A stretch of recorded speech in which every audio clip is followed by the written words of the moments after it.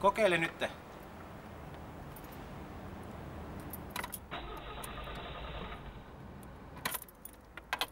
Odota vähän. No niin, kokeile uudestaan. No niin, lähtihän se käy. Sammuta vaan. Pitäisikö sun kuitenkin vuokrata toinen auto? Sit kun sä oot yksin siellä maalla ja auto ei toimi. Tää on kunnon peli, enkä mä paitsi sinne me ajelemaan. Pitäis saada vähän kirjoitettuakin. Niin, tuleeks tästä nyt sitten se sun iso menestysromaani? Ei sitä koskaan tiedä. Taaskin kaikki edellytykset on paikan suhteen, vaan kun nyt löytis perille.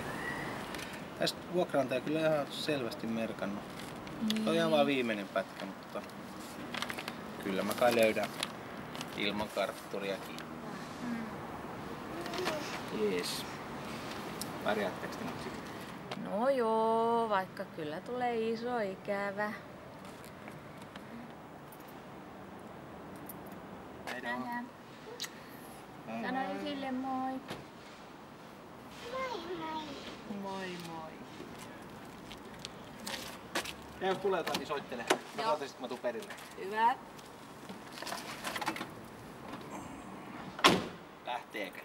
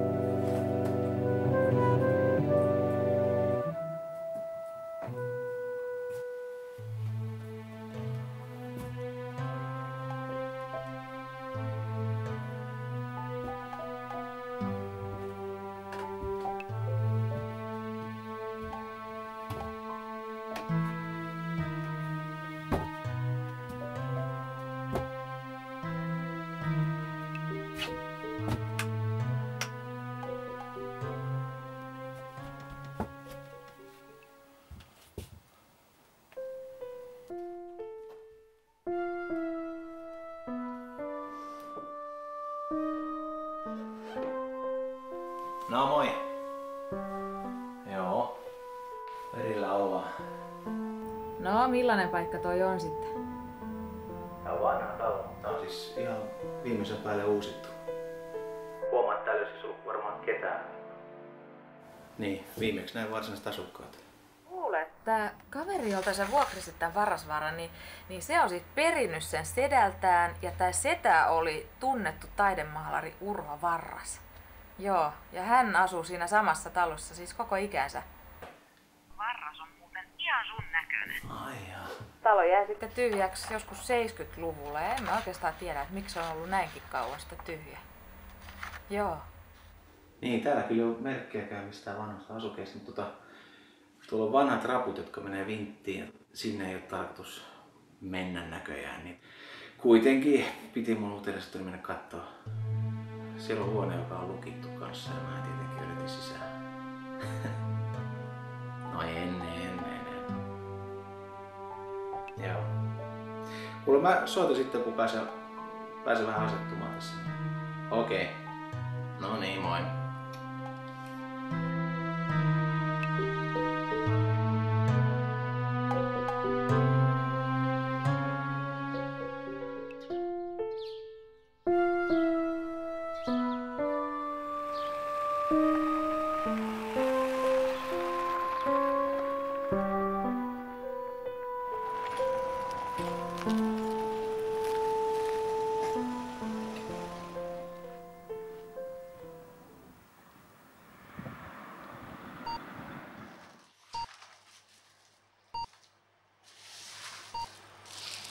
Lämmintä leipää ei voita mikään.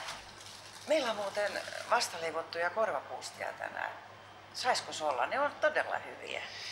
No kiitos, mä pysyn ihan leipälinjalla tänään. Katsotaan joskus toisteen. Oletko uusi täällä päin? Vaikka kasvot vaikuttaa jotenkin tutulta.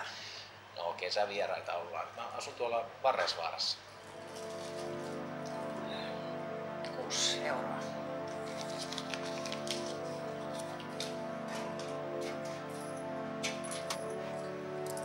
Kiitos. Katsotaan ne pullaostokset sit joskus toisteen. Näkemiin.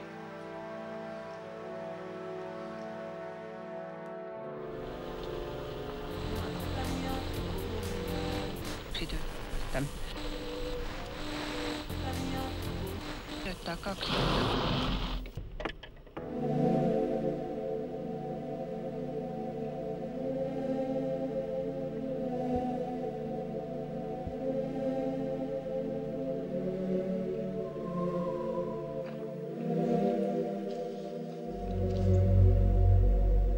Kukas te olette? Mä oon Lasse Kataja. Vuokrat on Varasvaaran.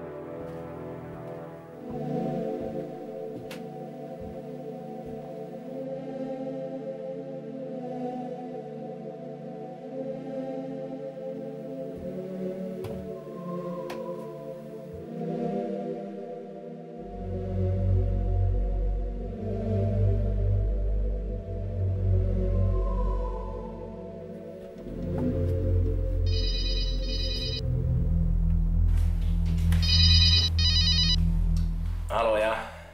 No hei, minä tässä. Kuule, lupa, et sä et nyt pelästy, mutta mä oon saanut selville ihan karmeita juttuja tosta talosta. Varrasvaarasta. Joo.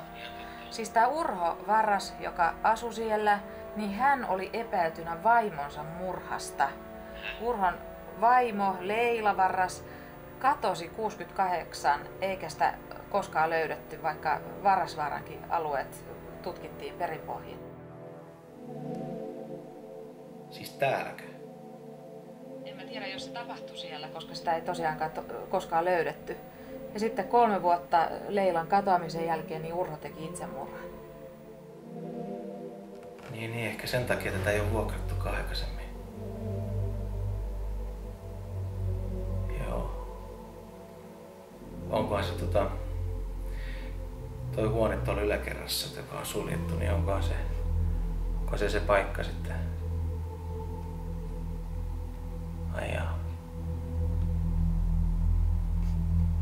Ei, mä tällaisesta pelästy.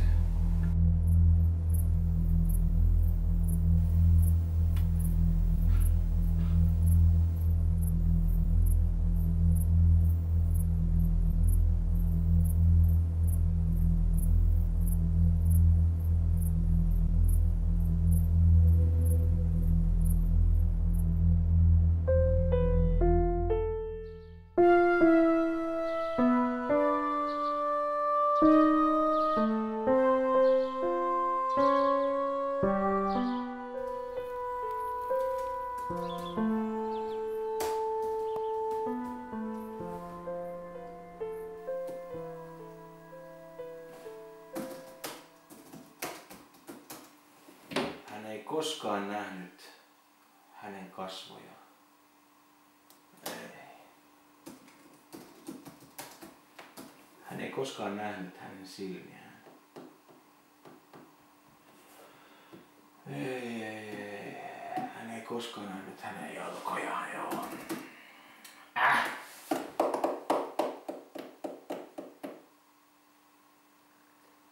Viimeinen ilta. Eikä hän koskaan ollut nähnyt hänen hymyään.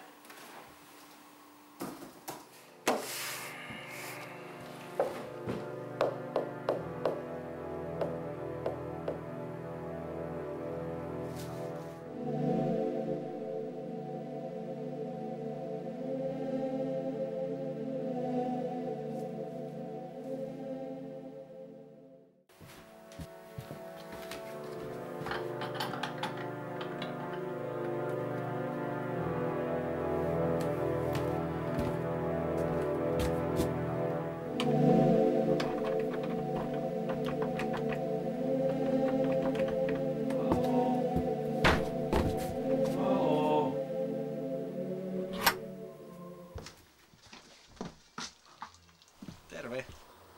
Posti löytää täälläkin perille näköjään. Tänne ei ole kenelläkään ollut pitkään aikaan asiaa.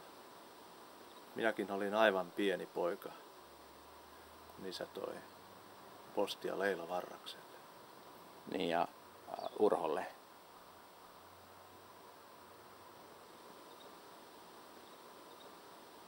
Leilalla oli aina jotain hyvää keittiössään tarjottavana. Hän oli niin hyvä ja ystävällinen.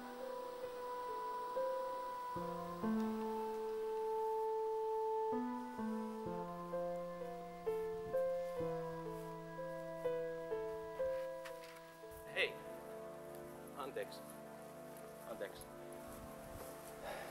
Siis miksi näistä Varrasvaaran tapahtumista vaietaan? Ja musta tuntuu, että täällä joku hiippailee. Onko se naapuri vai? Tobias, älä ainakaan häneltä kysele yhtään mitään. Ja tiettyä nimeä ei kannata mainita.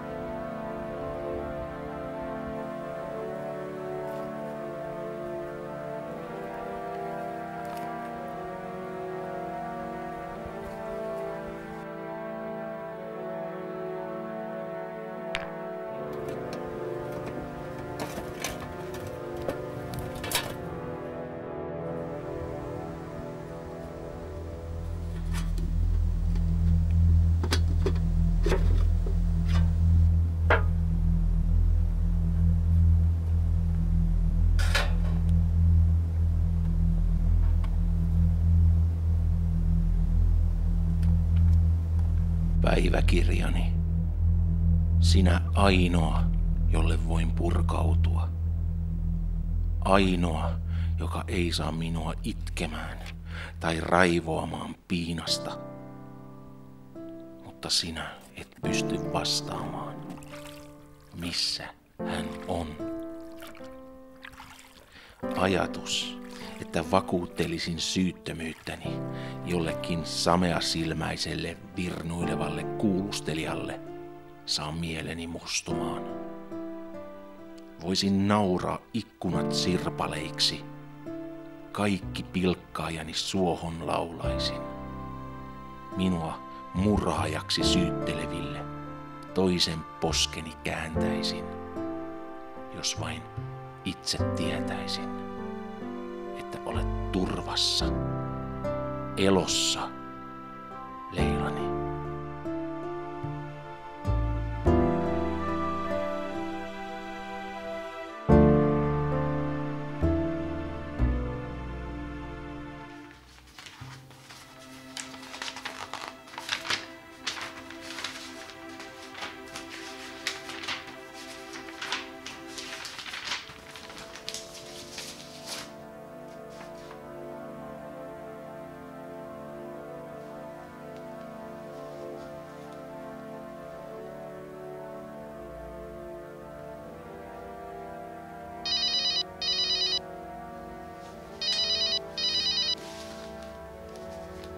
No moi, mitä sulle kuuluu?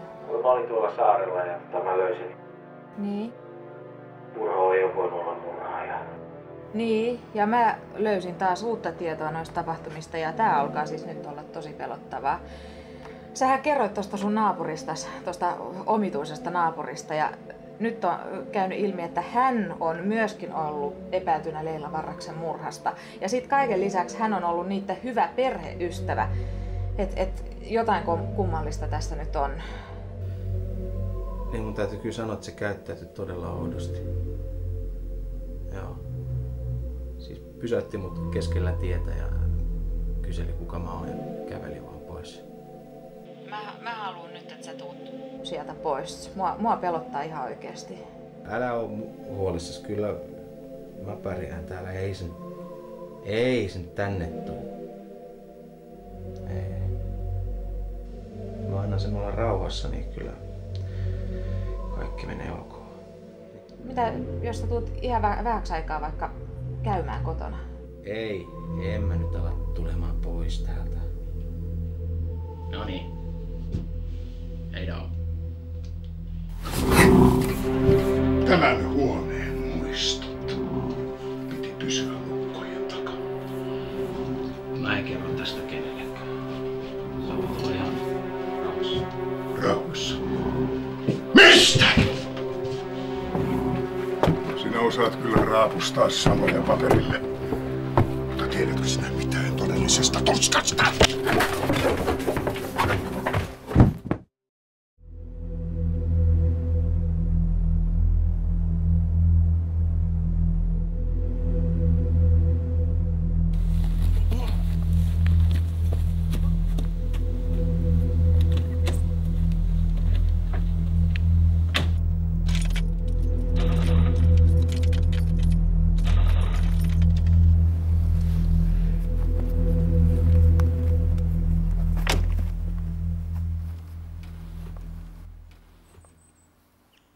Saanko esitellä poikani Juhan? Hän on käymässä täällä Ruotsista. Tuo kirje. Se on Juhanin äidiltä. Sinä kun olet niin kiinnostunut Varrasvaaran tapahtumista.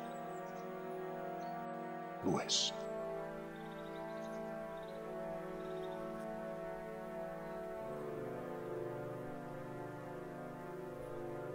Siinä sinulle todellinen tarina.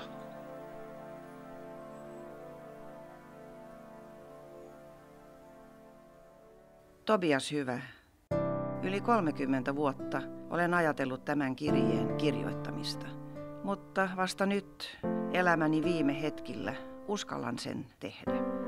En koskaan voinut aavistaa, minkä tragedian sain alulle, kun jälkeä jättämättä jätin Urhon ja sinut. Muutin pois Ruotsiin, enkä heti halunnut ilmoittaa itsestäni. Tiesin, että Urho lähtisi minua etsimään. Juuri kun olin valmis ottamaan yhteyttä, sain kuulla, että Urho oli riistänyt henkensä. Osa minusta kuoli tuona päivänä, kun ymmärsin, mitä olin aiheuttanut. En koskaan halunnut häntä jättää, kunnes Tobias täysin yllättäen antauduimme yhteiseen hetkeemme. Siitä syntyi myös elämäni ilo, yhteinen lapsemme, poikani Juhan. Hän on nyt jo aikuinen ja valmis tapaamaan sinut. En uskalla edes toivoa, että antaisit minulle anteeksi, mutta ehkä edes hieman ymmärrät, miksi minun oli lähdettävä. Tobias hyvä, vaikka koskaan en enää tule sinua näkemään, voin vain hartaasti toivoa, että muistat kaiken sen kauniin, mitä meillä oli. Rakkain terveisin, Leila.